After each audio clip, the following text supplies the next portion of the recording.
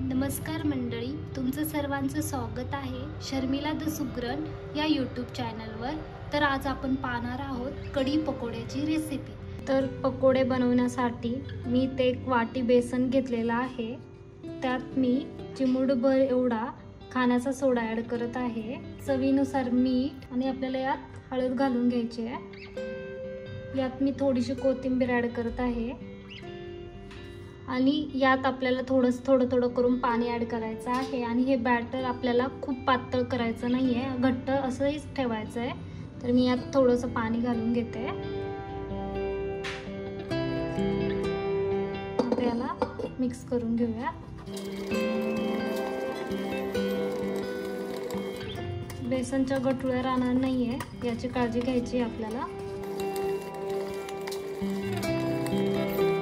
तर पाहू शकता आपलं छान असं घट्ट असं बॅटर रेडी झालेलं आहे। तर याचे आपण पकोडे बनवून घ्यायचे आहे। तर तुम्ही पाहू शकता हे तेल आपलं खूप छान असं बॉईल झालेलं आहे। तर आता आपण यात पकोडे काढून घेऊया।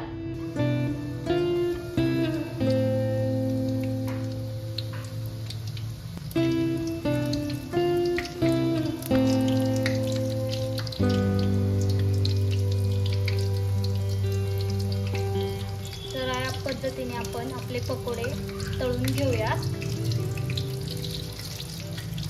दोन्ही बाजूनी आपल्याला छान असे तळून घ्यायचे आहेत। हे पकोडे बनवण्यासाठी खूप वेळ लागत नाहीये, झटपट अशी होणारी ही रेसिपी आहे।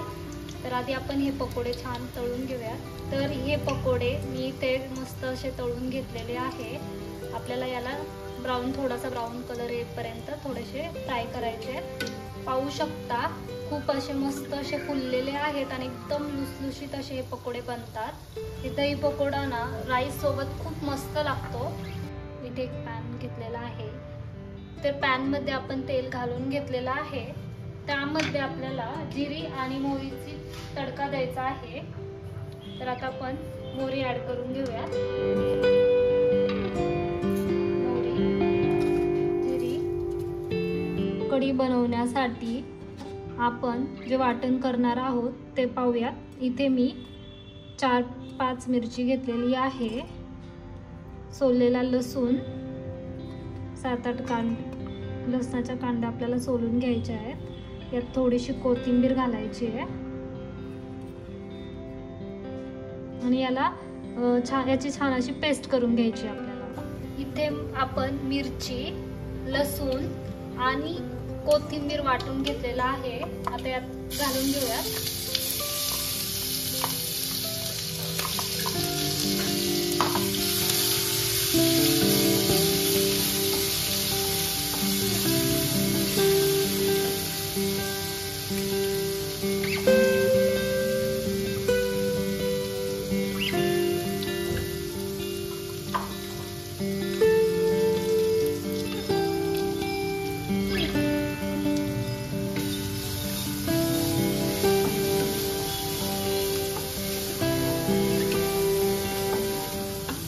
मसाला आहे मिरची आणि लसूणचा तो फ्राय करून घ्यायचा आहे।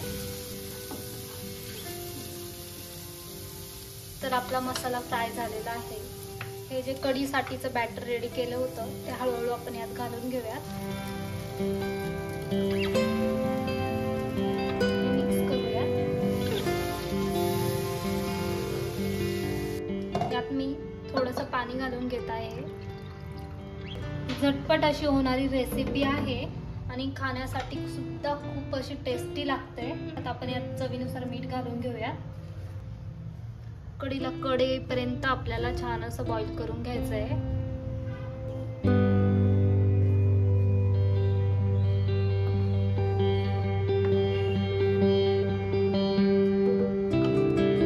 तर आपली कढी छान अशी बॉईल झालेली आहे। तर यामध्ये आता आपण जे पकोडे बनवले होते ते यात घालून घ्यायचे आहे।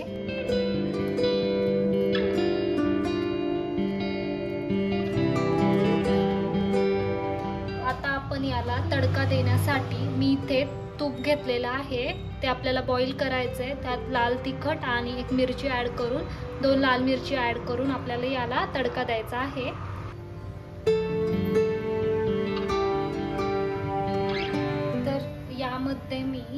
जिरी, मोहरी, थोडीशी लाल तिखट आणि 2 मिरच्या छान अशा तडका देऊन घेतलेला आहे. तर आता आपण याला तडका देऊया.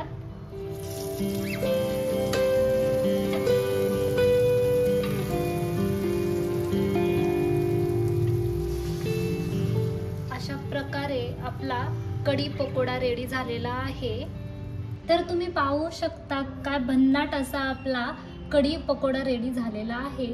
जर तुम्हाला ही रेसिपी आवडली तर लाईक करा, शेअर करा, कमेंट्समध्ये सांगायला विसरू नका आणि जास्तीत जास्त लोकांनी आपल्या YouTube चॅनलला सबस्क्राईब करायला विसरू नका.